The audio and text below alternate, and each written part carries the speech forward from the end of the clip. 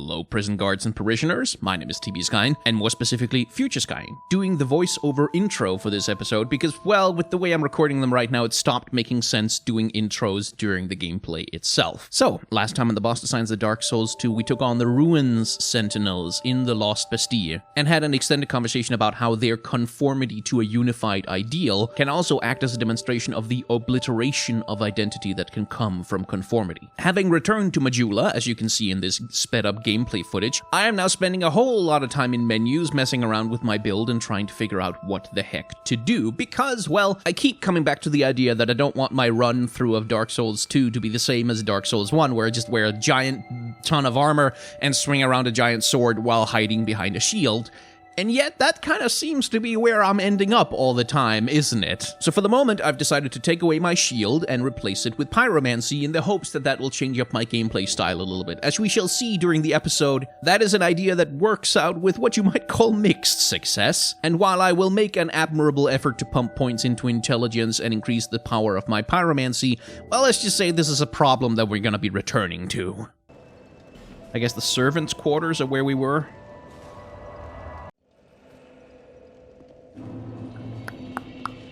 Right. So, is there any... There's two ways out of this room. There's this ladder over there, and then there's this. Oh, is the pursuer gonna show up? Oh, yep. Well, no. But that guy did. Yeah, I've got fireballs now. Suck it! This really looks like the kind of area where the pursuer would show up. Bastille key.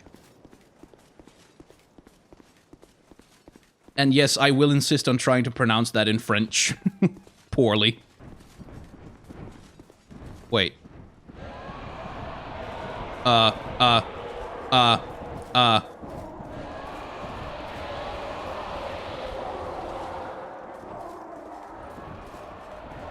What is that?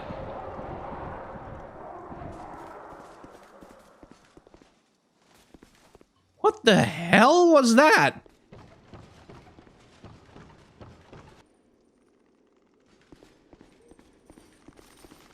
Oh, oh no, oh no, oh no, oh no. Good lord! Nope. Oh, Jesus. No!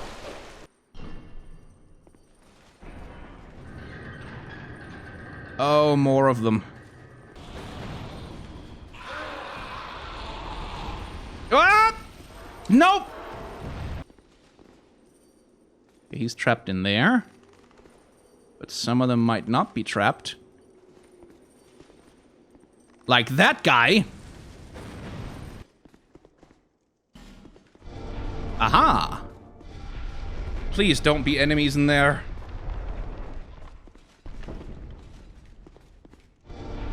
Oh! I didn't even mean to do that. This is just secret wall city. Oh! Oh! You!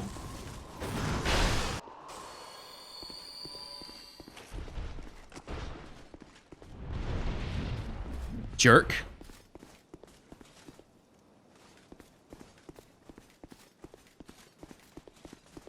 Eh. Flame, butterfly, and torch. Neat. Okay. Getting really sick of that guy. Gotta be honest. Can you walk along there? I don't see how you'd get back up, though. Let's explore in here first. Okay, explodey guy in the barrel over there, and non-explodey guy sitting there being a dickhead.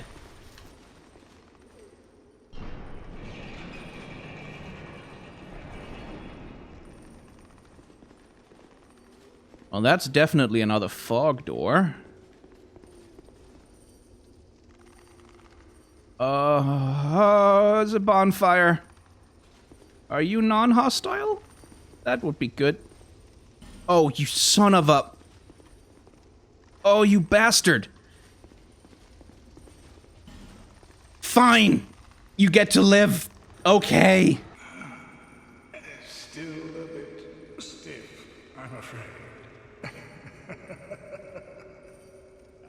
thank you, young traveler. I am Strayed, a wandering sorcerer of sorts. I've been a guest for a very long time, but I don't think that anybody will miss me. Very good. Very good indeed. Cursed one, weak you may be, but I, Strayed, will teach you my spells. He sounds familiar. Wait. Dark Orb, Dark Hail, Dark Fog. Those are the spells from Ulasil. A hex modified from an old sorcery by Gilia the Hexer. The father of hexing. Huh. Okay, can't afford to buy those now, but it's good to know that he has them. Feeble, cursed one. Let's hope the magnificence of my spells does not deter you. Wait. Well, very good indeed. Prepare to peer straight into the heart of magic. Is that Frampt? Is that the voice actor who did Frampt? How long was I sat petrified? Long enough for the old kingdom to have crumbled, I see. Why didn't anyone wake me sooner? I can guess at the reason. Drang Lake. I've never heard the name. Is that what they call this place now? Very good. Very good indeed. The cursed ones were imprisoned within this land. Of course, you came of your own free will. The people fear the cursed ones like a plague. Some people would rather keep dreadful things out of sight, out of mind.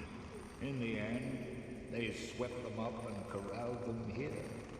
So very typical of meek minds, don't you think? This guy sounds very libertarian. Once people became aware of their own frailty, they seized anybody they found. Oh, that's definitely the guy who did Frampt. Cursed or no, and impounded them here. Whoever posed even the slightest threat was removed, all so that they could sleep better at night. They even turned the great Strayed into a stone. Many kingdoms rose and fell on this tract of earth. Mine was by no means the first. Anything that has a beginning also has an end. No flame, however brilliant, does not one day splutter and fade. But then, from the ashes, the flame reignites, and a new kingdom is born, sporting a new face. It is all a curse. And it is your cursed flesh that will inherit the flame. Talking about inheriting flames again, are we? Pyromancy was created by the ancient witch of fire. She harnessed the power of flame and melded it into pyromancy. The witch led her daughters into war against the old ones. But legends are legends. Really? What are you prepared to believe? Right, okay. Trade. Wait. Oh,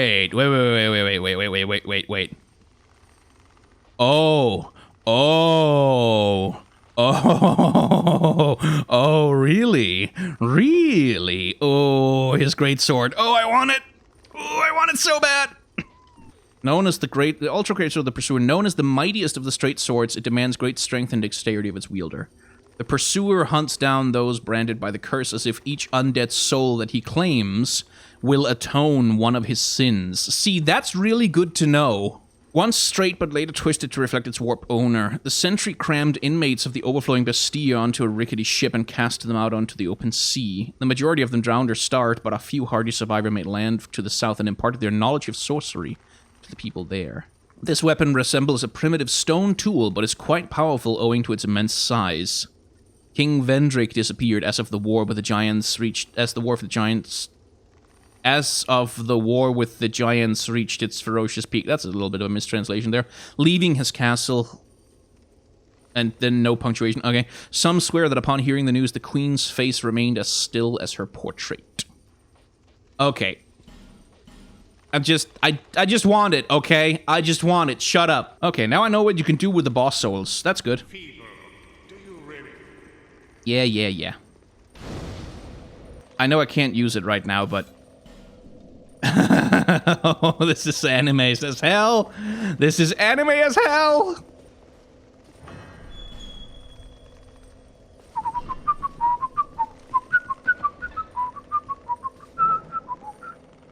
Oh, okay. Convenient.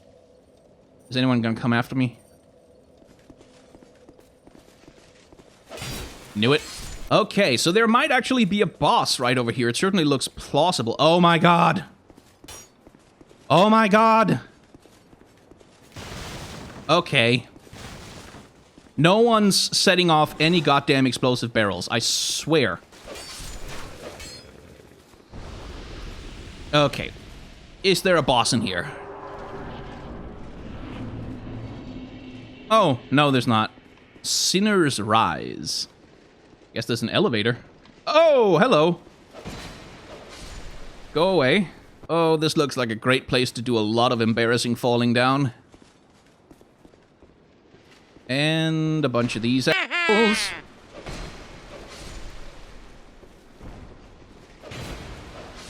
So I want to check out the ladder first. Not for honor. Okay.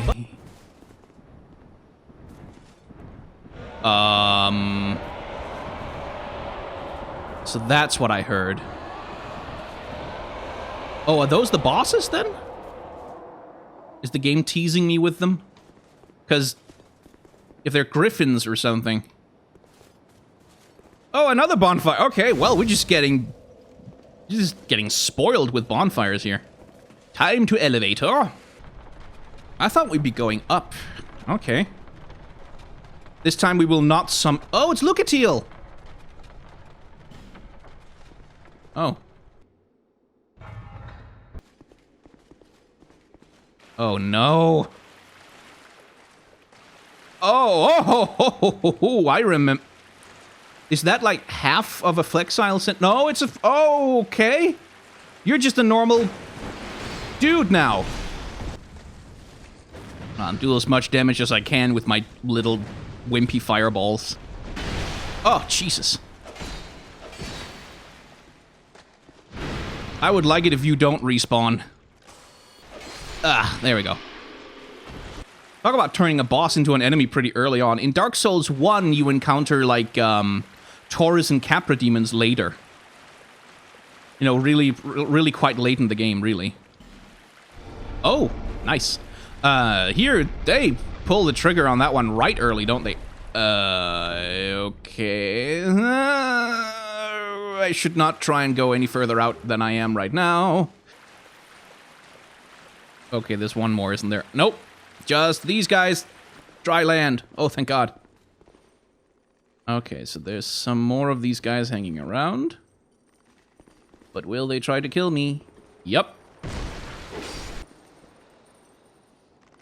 Sellsword Lue. Oh, god damn. That's a chunky... That's the Havel armor. He's got 2 shields? Oh man, I need to summon him at least once. Okay. Oh, the fuck door is all the way over there. Okay. Okay. Yeah, I feel like something's gonna jump out of the water.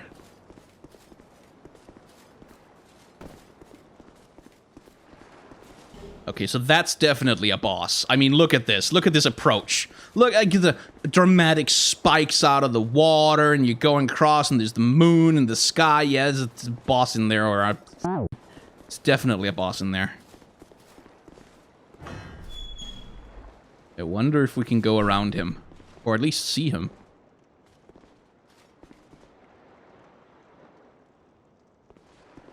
Is that what I think it is? Because I don't have Try torch. Okay.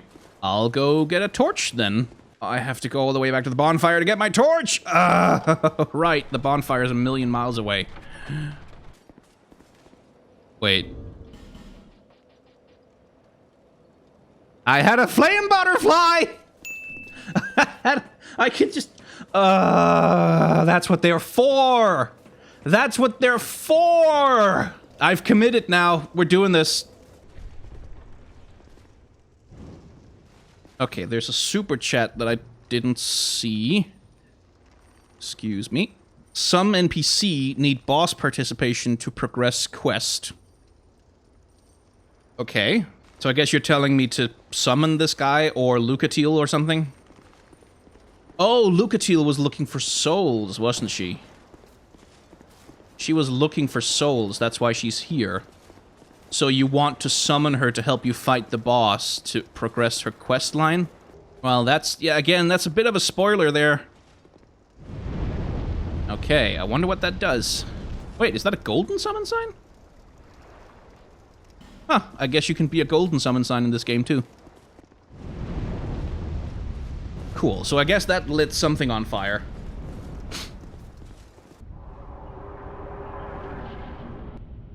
Ooh, cutscene. Ooh. Oh, it's a prisoner. Oh. It's so nasty. Oh, okay, so this is where he is, huh? Ooh. That sword looks familiar somehow. Oh, he made it dark. But I made it light because The Lost Sinner. Well, speaking of madmen trapped in the dark, this is a little bit of a man with the iron mask situation, huh? Agile bastard. Oi! Oi!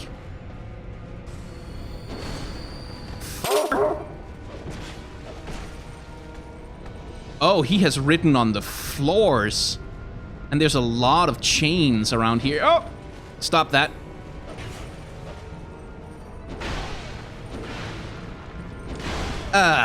Yeah. Oh, of course. Of course. Sure. Ow!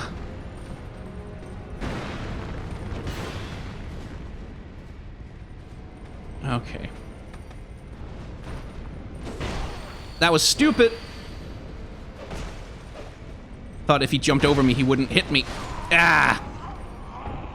Okay. Right. The Lost Sinner, huh? Really interesting boss arena. And a really troublesome path to get there.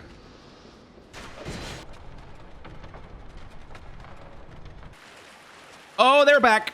They're definitely back. Okay, hi. All the summon signs are gone. I guess I need to be human to summon still, but I don't need to be human to get invaded. Okay, so the fire is still lit. So let's try that again, shall we?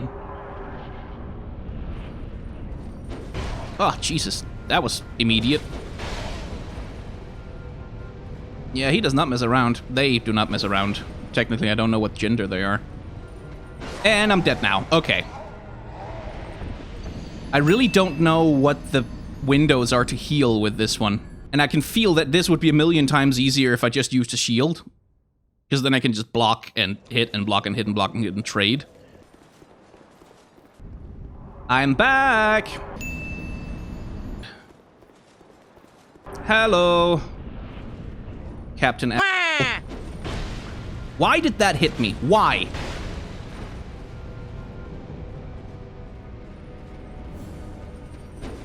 Yeah, why? Like, why does that hit me? That really cheeses me a little bit. I guess because I don't have enough ADP. Like, I guess ultimately that's it, because I don't have enough... I just don't have enough invulnerability frames to make it out. And that frustrates me, because I really wanted to do more of a rolling-focused run this time around. But I kind of feel like I'm being forced into using a shield by this particular boss, which annoys me. Let's see if it goes any better when I have a shield.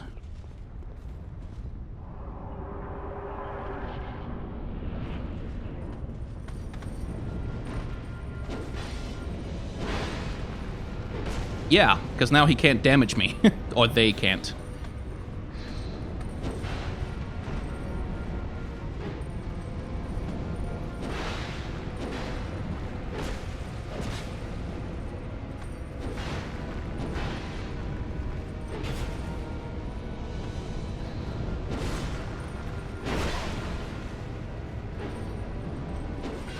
Yeah, this boss is really, really kind of trivialized with a shield, let's be honest. Still, I really like this boss arena. Like, this is something I've kind of been missing, where the arena that you fight the boss in expresses almost as much about them as the boss character design itself. Oh, they changed fighting style, did they?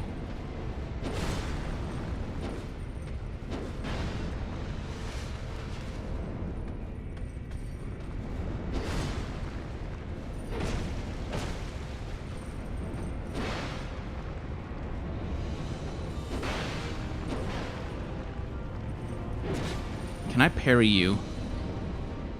Surely I must be able to. Not that, though. Probably not that, but maybe that. No? Nope.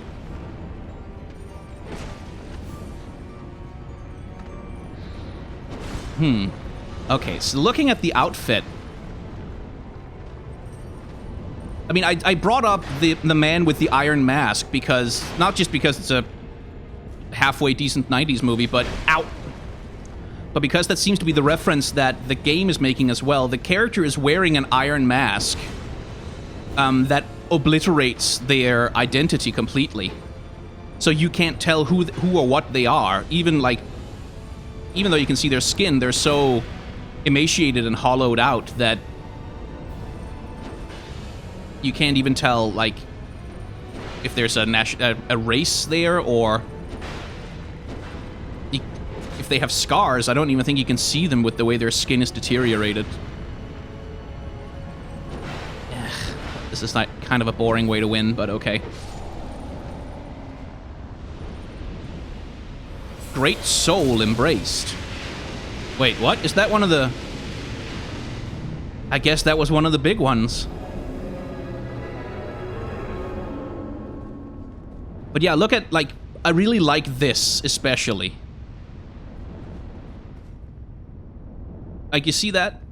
Oh, I leave footprints. Cool. Like, the way all of the chains in the room kind of snake-like tentacles towards this spot here, where presumably the prisoner was, but what's also interesting is that all of the chains max out their length right about here. And the door is here, so the door is just out of their reach. Just out of their reach. And it's impossible to tell whether that's, like, just out of the reach of the chains anyway, it's impossible to tell whether that's specifically something to taunt the prisoner, or because people want to be able to come and visit the prisoner and talk to them, which would be your classical Hannibal Lecter kind of situation. I don't think you can read any of that, no.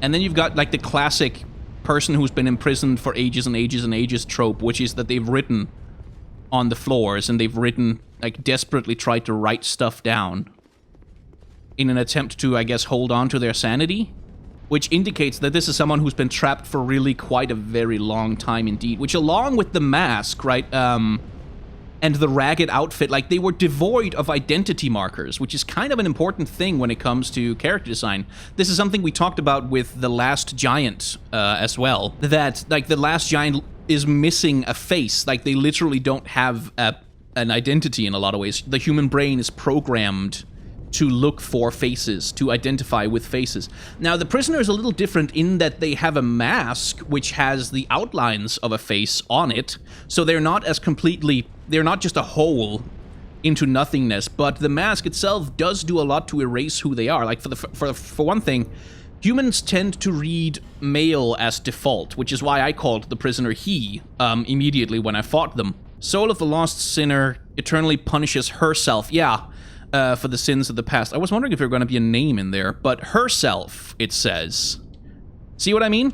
Like, I couldn't tell what nationality they were, like where they were from, what their name was, what they might have been before they entered in here. If we take Dark Souls 2 as a personal narrative journey, right? If we look at it as a personal psychological thing, then the idea of complete loss of identity, and indeed the idea of being trapped in an identity, of having an identity forced on you and to be trapped inside it, physically and forcibly, is some ideas that have a lot of power there, especially when you're trapped inside a prison, like not just in a role, but in a prison, which means you have been imprisoned by someone with power, someone who has the power to, you know, make a prison happen. And that's all a bunch of really interesting stuff. So I think the Lost Sinner can have an episode all to themselves. Be wary of bonfire. Yeah, that bonfire looks broken. And this room, like, I don't trust this at all. Oh, is something horrible about to happen to me? That's a broken sword in the bonfire. And just a big square room right on the other side of a prison. Okay, let's see what happens. Oh, Primal bonfire. What does that mean?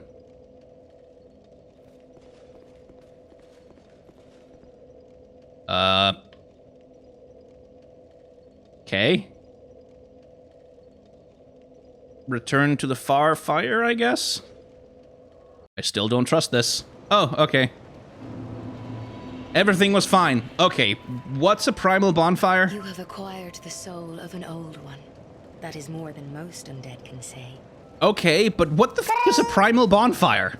Anyway, that was the Lost Sinner, the boss of the Bastille, I guess.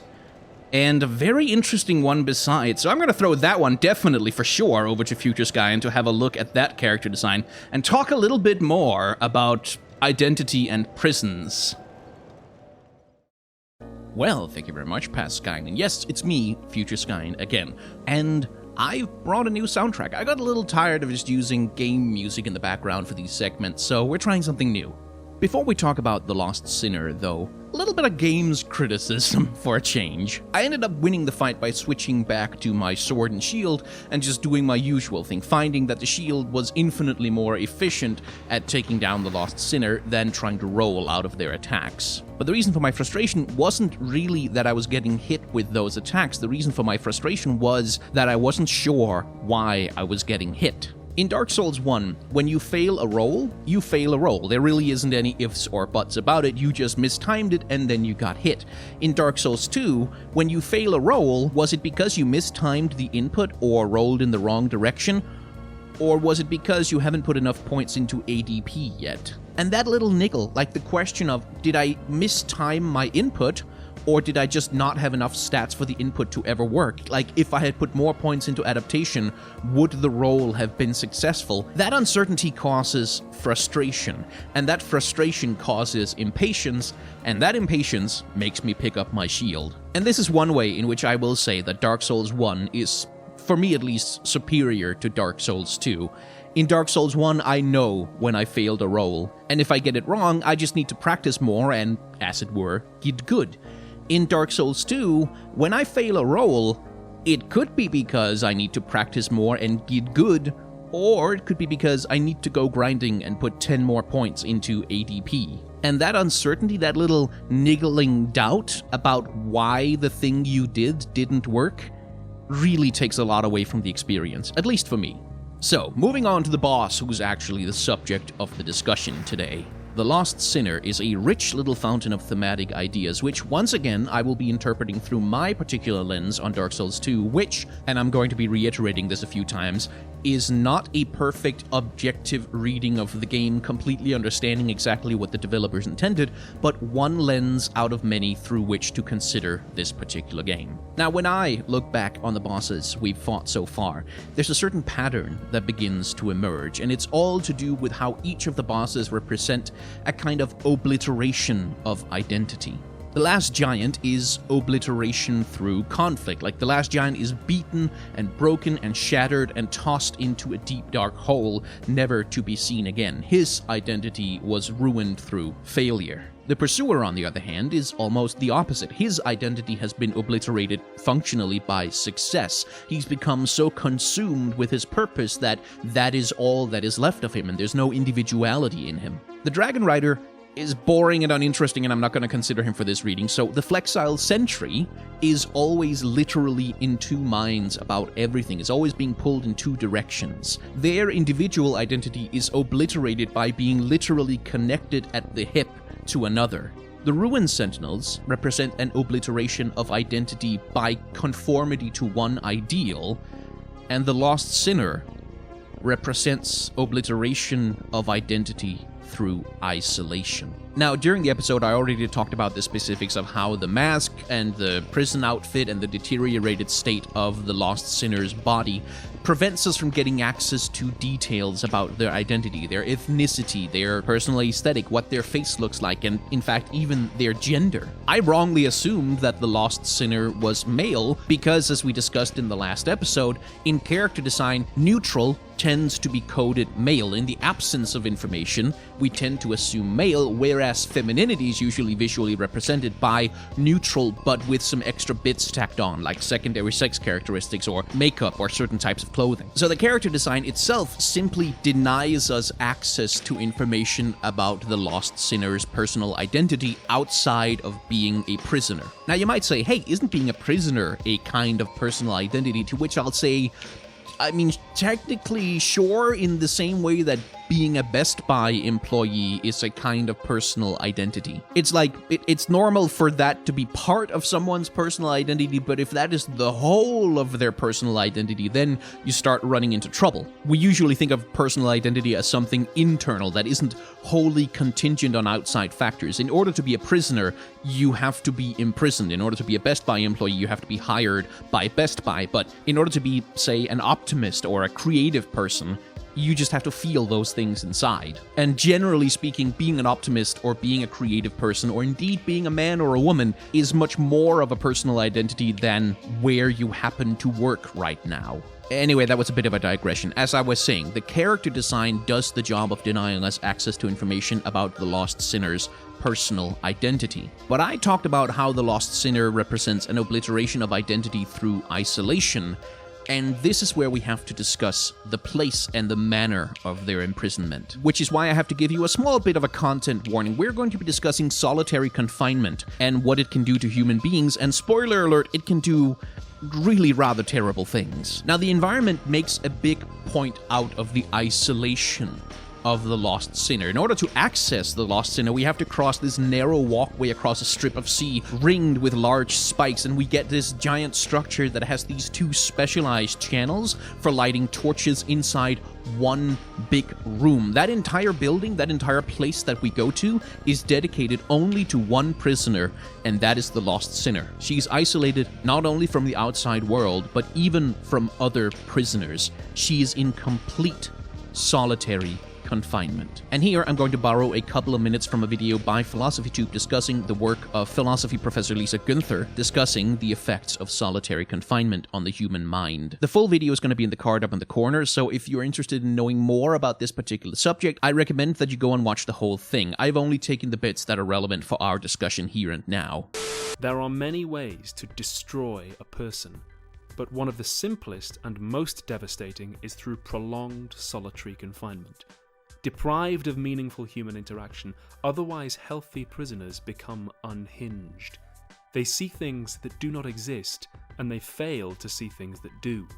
Their sense of their own bodies, even the fundamental capacity to feel pain and distinguish their own pain from that of others, erodes to the point where they're no longer sure if they're being harmed or harming themselves. If one is deprived for long enough of the experience of other concrete persons in a shared or common space, it is possible for one's own sense of personhood to diminish or even collapse, while the transcendental ego, or the pure capacity for experience, remains. Without the concrete experience of other embodied egos oriented towards common objects in a shared world, my own experience of the boundaries of those perceptual objects begins to waver. It becomes difficult to tell what is real and what is only my imagination playing tricks on me. I may begin to hallucinate, spontaneously generating an experience of imaginary others in the absence of concrete bodily relations, or I may have less dramatic, but no less unnerving perceptual distortions, like the Supermax prisoners for whom the wire mesh on their door begins to vibrate, or the surface of the wall seems to bulge.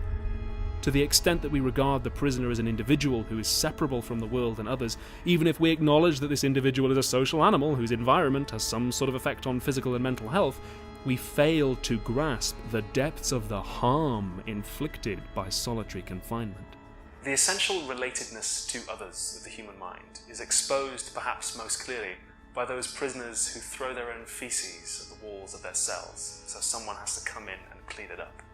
Ordinarily, we might say, they're just being disgusting or trying to be awful towards the guards.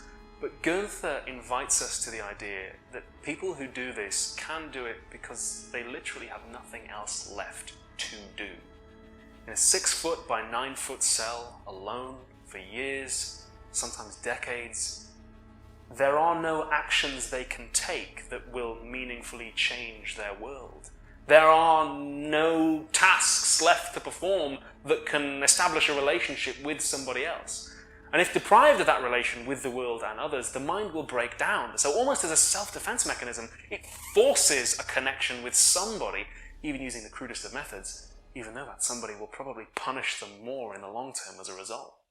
Now, Dark Souls 2 obviously isn't setting out to create some kind of psychologically realistic exploration of the profound trauma that can be inflicted on human beings by solitary confinement. So, don't conflate video game portrayals with real life. In real life, solitary confinement is considered by a lot of people and a lot of psychological authorities as a form of torture, and it doesn't turn people into video game bosses or hyper-violent ghouls. What it does to real human beings is much worse than that and also much more terrifying. So what's relevant to the particular discussion we're having right now is that solitary confinement for extended periods of time can obliterate the human mind's ability to form an identity at all. It can obliterate its ability to see itself as separate from its experience. And in an unchanging environment, absent contact with others, who we are shatters into pieces because some part of our identity is always constructed in relation to something else. And if the bosses of Dark Souls 2 so far have represented different modes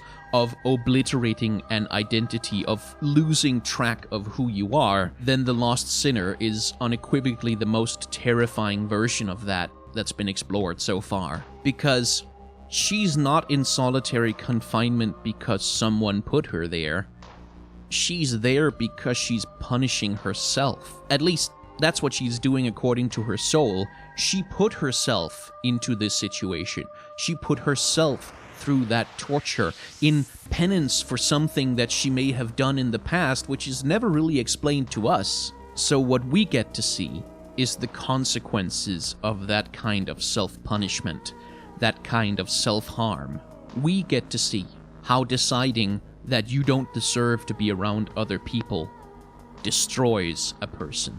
And the result of all this self-punishment isn't someone who's better or kinder or who has become a fuller human being or contributes anything positive to the world around them. It's just a withered, broken husk tormenting itself in a dark room, completely unable to interact with others except through lashing out. Once again, I don't think Dark Souls 2 is specially doing an interrogation of solitary confinement as a real-life method of psychological torture or anything. But I think what we're being shown is a heightened version of something that humans often do to themselves when we feel bad or depressed, or we feel like we are unworthy of other people's love and care and attention and company. We do what the Lost Sinner has done. We isolate ourselves, we punish ourselves, and I think what we're being shown here is an exaggerated caricature of what that does to a person. Just like the other bosses, the Lost Sinner has had her entire identity obliterated, but unlike the rest of them, it seems like she largely did this to herself. So what Dark Souls 2 is giving us here is a warning that this is what will become of you if you shut yourself away from others. And I wonder if not, that is also the point of that NPC summoning mechanic. Now, I got spoiled on it during the gameplay by a super chat from someone who informed me that in order to advance the storylines of certain NPCs, I need to bring them into boss fights. In other words, they need other people. They need someone to help them move forward in life. And frankly, so did I. I chose to switch to my shield and sword combo and just take the Lost Sinner on my own, but the summoning signs were right there. I could have brought someone else along, but I chose, in a way, to isolate myself and to isolate them from me. And in so doing, it seems like I might be missing the point of Dark Souls 2 a little bit. Hey, thank you very much for watching another episode of the boss designs of Dark Souls 2. I'm pretty happy with the pace with which I've been able to put out these episodes, but if you are still kind of in the mood for some analytical video game gameplay content from me, I have just started playing Nier Automata, which I am streaming on Sundays right here on this YouTube channel if you want to tune in for that, and I'm also editing together the gameplay footage with those streams with some analysis of the game as it progresses, kind of in the same style as the boss designs of Dark Souls, but just, a kind of light version of that. So you can find that on my channel, or come watch me stream it on Sunday, 8 p.m. Central European Standard Time, right here on YouTube. And if you think that's all I'm going to plug to you right now, oh boy, are you wrong, because I also have to tell you to like, comment, and subscribe to my YouTube channel, because numbers going up is how YouTube channels get to stay alive these days.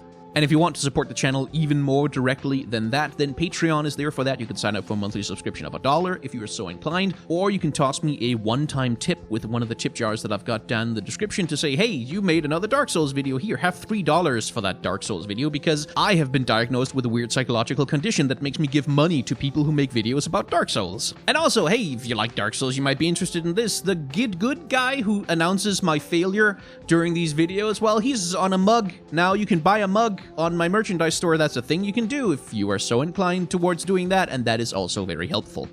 And that's it. I'm done plugging, I promise. The only last thing I'll tell you is that for online content creators, $1 a month on Patreon can mean a lot more than you think. $1 on YouTube can be the same as thousands of views on a video, or tens of thousands of views on a web page that's supported by advertising, like a webcomic. So whether it's me or whether it's someone else, if you have online content creators whose work you enjoy, please consider supporting them directly with whatever you can, because those small amounts that feel like not very much, they matter a lot more than you think.